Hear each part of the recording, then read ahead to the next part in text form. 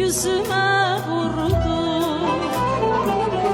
Balalıktan özgen evge göz yaşım düştü.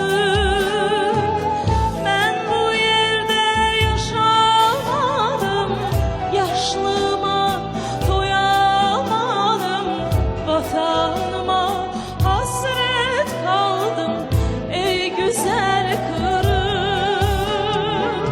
Ben bu yerde yaşamadım, yaşlıma doyamadım. Vatanıma hasret kaldım ey güzel Kırım.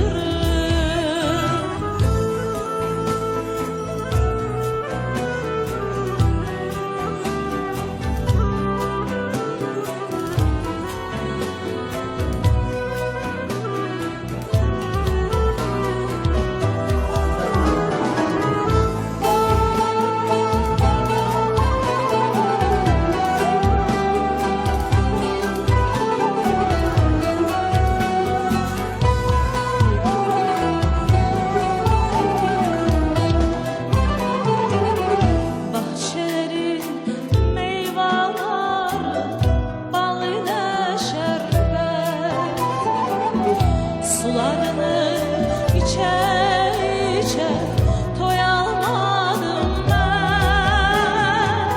Ben bu yerde yaşamadım, yaşlıma doyamadım. Vatanıma hasret kaldım ey güzel Kırım.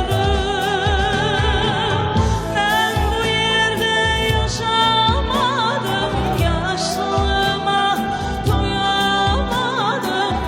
Vatanıma hasret kaldım ey güzel Kırım.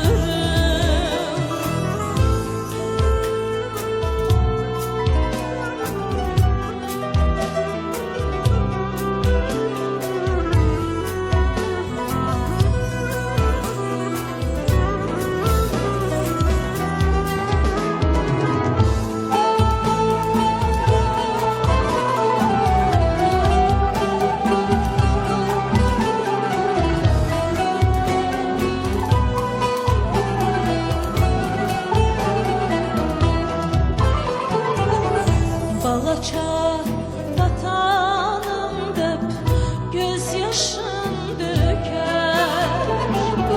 Kartlarımız emenç yayıp dualar eder. Ben bu yerde yaşamadım, yaşlıma doyamadım. Vatanıma hasret kaldım ey güzel Kırım. Ben bu yerde yaşamadım, yaşlıma doyamadım. Vatanıma hasret kaldım ey güzel Kırım.